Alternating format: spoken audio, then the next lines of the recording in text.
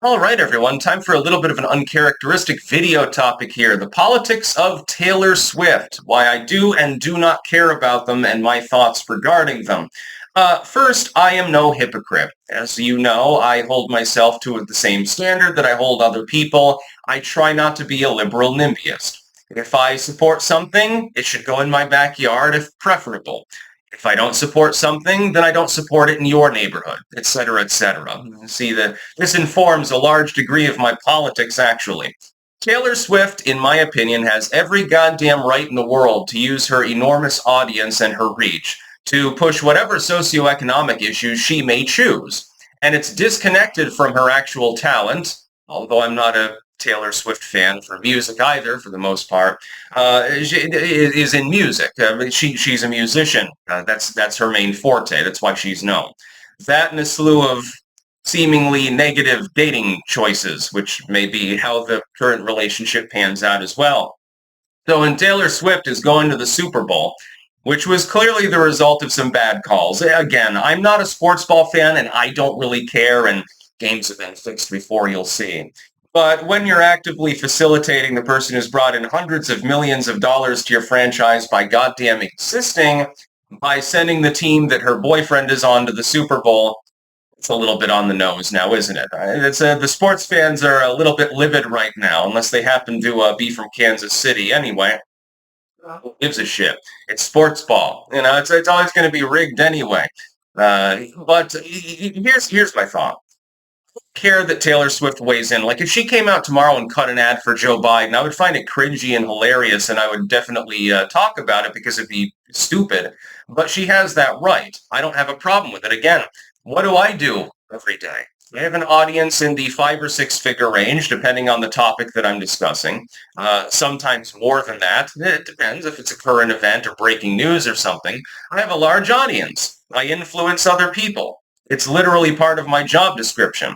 Even if I were musically inclined and the main gist of my channel is, hey, here's me strumming the banjo for 10 minutes, and I had the same audience, I would still weigh in on political and social issues, and I would attempt actively to influence other people because I believe that my views on that issue are right, or I wouldn't say them. So I don't begrudge her that. What I would point out is this, though. Number one, she is being astroturfed to all goddamn hell. It's beginning to piss people off, by the way, because they can't do anything without seeing Taylor Swift mentioned, and I think it's at some point it gets old. So, number one, it's just boring. I mean, I was almost debating whether to make this video and add more fuel to the fire, but I'm like, yeah, I'm opinionated and I get paid for my opinions. So, again, and unfortunately, in my job description, I have no choice. The other part, though, is be careful of how far you fly. Don't be like Icarus, because we've seen numerous examples before where the media darling, male or female, by the way, the person who's beloved by millions or billions of people all around the world takes a fall. And the legacy media that right now talks a big game about how great Taylor Swift is because of her perceived political opinions, which is kind of, is liberal. And she's, in the music industry. If she weren't, she wouldn't be selling as many albums, and she goddamn knows it. Whether those views are genuine or not or change over time means absolutely nothing. It's just sort of par for the course, unless you want to be Ted Nugent or Mel Gibson or something like that. You get pigeonholed. But it doesn't matter. Those paparazzi and those so-called journalists and so forth will gladly take you down the second that they can if they think they can get a breaking story. Hey, here's a footage of Taylor Swift snorting cocaine. Here's video footage of Taylor Swift slapping her boyfriend. Be all over the tabloids and everything. Here's an angry call that a drunken Taylor Swift left to a business after it screwed her over. She's a prima donna or something like that. They will take you down fast and hard, and you won't know what the goddamn hell hit you. Look at what they did to Michael Jackson. Michael Jackson is more of a household name than Taylor Swift. Look at what the goddamn media did to Elvis Presley posthumously. They love talking about the fact that he died on the crapper, and they didn't even have a particular problem with him before that, other than talking about, well, Elvis looks a little bit bloated. This has happened time and goddamn time again. Somebody becomes famous, they become wealthy, They pour it up with the media because they think that they're their friends. They're more than willing to go on the interviews and the morning shows and shake hands and say, oh my God, man, I love your reporting work. I think it's something like that, something vapid. The reporters and shit like that will be like, oh my God, can I please eat your turds? Or, can I please sniff your hair? Oh, that would be Joe Biden's line more than anything else. I'm sure you'd enjoy that. Okay. Is there anything I can do for you? Do you need a foot massage, Mrs. Swift?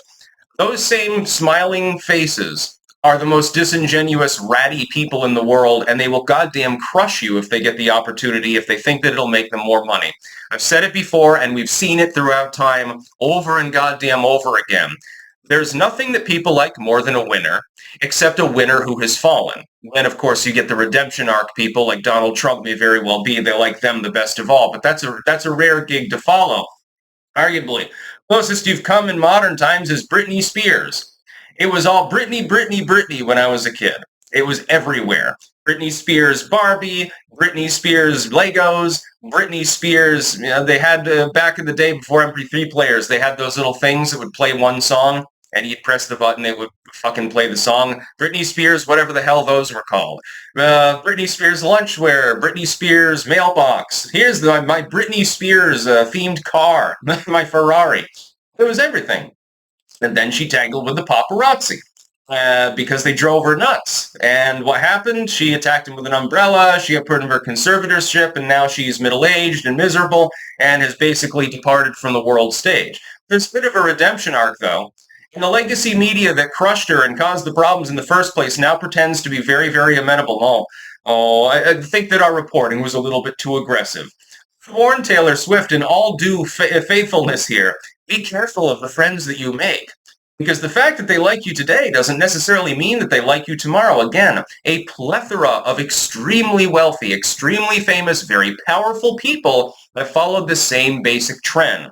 They got in with the media that then fucked them over. Even worse is when you're openly acerbic to the legacy media to begin with, again, like a Jackson. He was no fan of the tabloids and was frustrated by them on a regular basis. You should look at Razorfist Good videos on the subject for more info about that particular aspect of his personality. And so they would just openly antagonize him over and over again. Here's Wacko Jacko and what he ordered at McDonald's. We're going to analyze it. More at 3. Shit like that. They'll do the same to Taylor Swift if they get the chance. Because again, the reporting will get them more money if they cripple her career and destroy her reputation than consistently uplifting her. It's almost like they're elevating her up because the further you're falling, the harder you're going to hit. The bigger you are, the harder you fall. They're trying to make Taylor Swift into this giant figurehead. Now they're trying to blend it in with political movements. They're setting her up to fail.